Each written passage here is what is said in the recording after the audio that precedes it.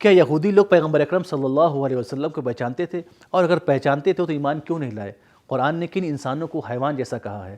کیا حقیقت کو مثال کے ذریعے سے بیان کر سکتے ہیں؟ آئیے ان سبھی سوالات کے جوابات جانتے ہیں آج کے ایپیسوڈ میں۔ بسم اللہ الرحمن الرحیم۔ ناظرین محترم، السلام علیکم ورحمۃ اللہ وبرکاتہ۔ سبیل قرآن کے اس تفسیر پروگرام میں ایک بار پھر آپ سبھی کا استقبال کرتے ہیں۔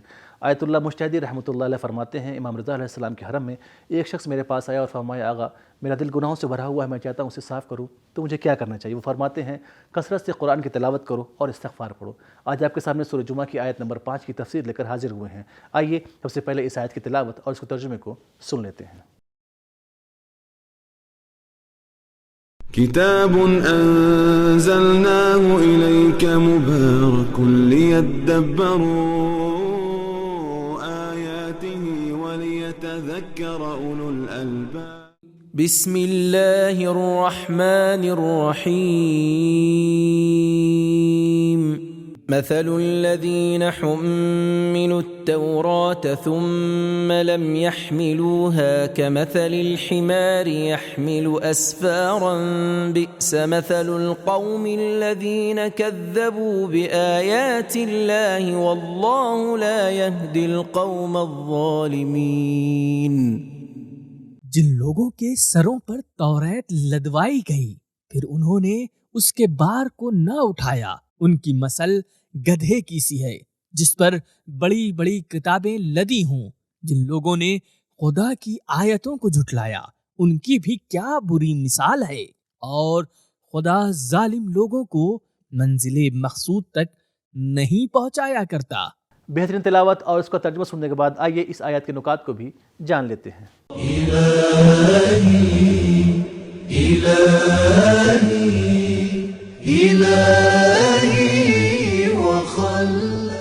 پچھلی آیتوں میں بعثت کی بات ہوئی اور اس آیت میں ان یہودیوں کی بات ہو رہی ہے جو اپنی آسمانی کتاب یعنی توریت کی بنا پر پیغمبر اسلام صلی اللہ علیہ وآلہ وسلم کو پہچانتے تھے، لیکن ہٹ دھرمی کی وجہ سے ان کی رسالت کو قبول نہیں کرتے تھے۔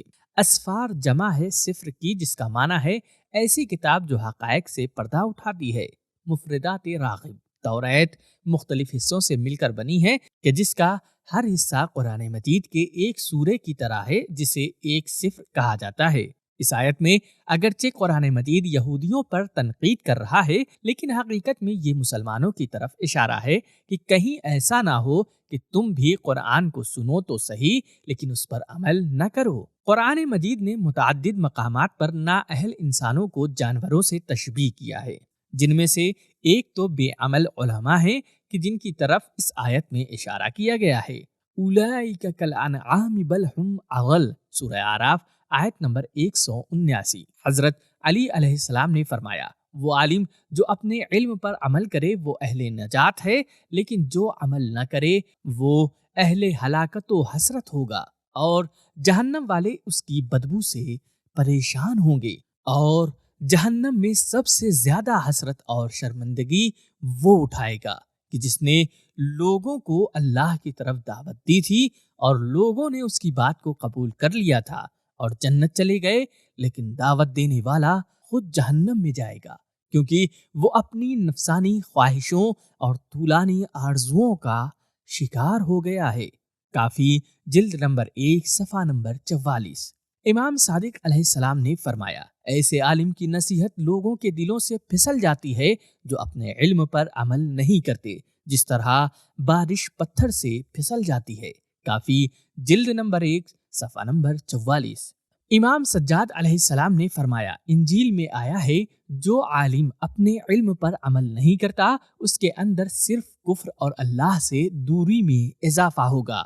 کافی جلد نمبر 1 صفحہ نمبر 45۔ اس آیت میں بے عمل عالموں کے لیے ایک سخت اور خبردار کرنے والی مثال بیان ہوئی ہے۔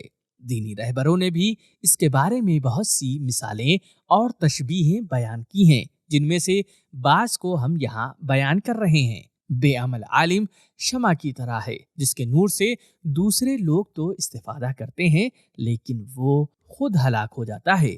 میزان الحکمہ جلد نمبر 9 صفحہ نمبر 54۔ بے عمل عالم اس خزانے کی طرح ہے جو خرچ نہ کیا جائے۔ میزان الحکمہ جلد نمبر 9 صفحہ نمبر 55۔ برا عالم ایسے پتھر کی طرح ہے جس نے پانی کا راستہ روک رکھا ہو، نہ ہی وہ خود پانی کو پیتا ہے اور نہ دوسروں کو پینے دیتا ہے۔ میزان الحکمہ جلد نمبر 9 صفحہ نمبر 55۔ بے عمل عالم قبر کی طرح ہے کہ جس کا ظاہر تو صحیح اور سالم ہوتا ہے لیکن اس کے اندر سڑی گلی ہڈیاں ہوتی ہیں۔ محجۃ البیضاء جلد نمبر 1 صفحہ نمبر 130۔ قرآن مجید میں یہودیوں کے بدنما کردار کی ایک جھلک۔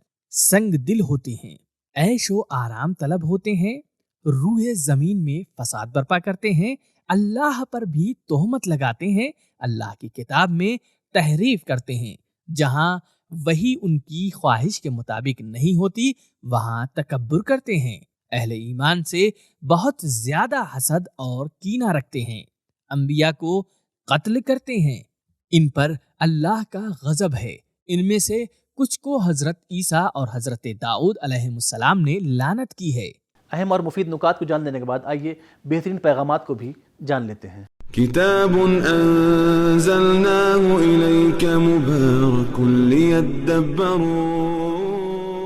آياته وليتذكروا۔ نمبر 1، حقیقت کو بیان کرنے میں مثال سے استفادہ کرنا قرآنی طریقہ ہے۔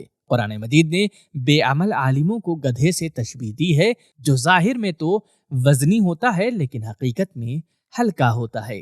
نمبر 2، برے عالموں کو بے نقاب کرنا اور ان کے خلاف زبان کھولنا قرآنی عمل ہے۔ نمبر 3، اگر توریت پر عمل نہ کرنا انسان کو گدھے جیسے جانور کی منزل تک پہنچا سکتا ہے تو قرآن مجید پر عمل نہ کرنے کا انجام کیا ہوگا؟ نمبر 4، آسمانی کتاب کا پاس ہونا مہم نہیں ہے بلکہ اس پر عمل کرنا ضروری ہے۔ نمبر 5، اپنے علم پر عمل نہ کرنا ایک طرح کا عملی انکار ہے۔ نمبر 6، علم پر عمل نہ کرنا ایک طرح کا ظلم ہے۔ نمبر 7، محرومیوں کی وجہ خود ہمارے اعمال ہیں۔ تو ناظرین، ہم نے جانا کہ یہودی لوگ اپنی کتاب توریت کے ذریعے سے پیغمبر کو پہچانتے تھے مگر ضد اور ہر درمی کی وجہ سے ایمان نہیں لاتے تھے، اور قرآن نے متعدد جگہوں پر انسانوں کو جانور سے تشبیہ دی ہے جن میں سے ایک وہ عالم ہے جو اپنے علم پر عمل نہیں کرتے اور حقیقت کو مثال کے ذریعے سے بیان کر سکتے ہیں۔ تو ہمارا آج کا ایپیسوڈ ختم ہوا، ملتے ہیں اگلے ایپیسوڈ میں، تب تک کے لیے خدا حافظ۔ سبیل قرآن، قرآنی سماج کی پہچان۔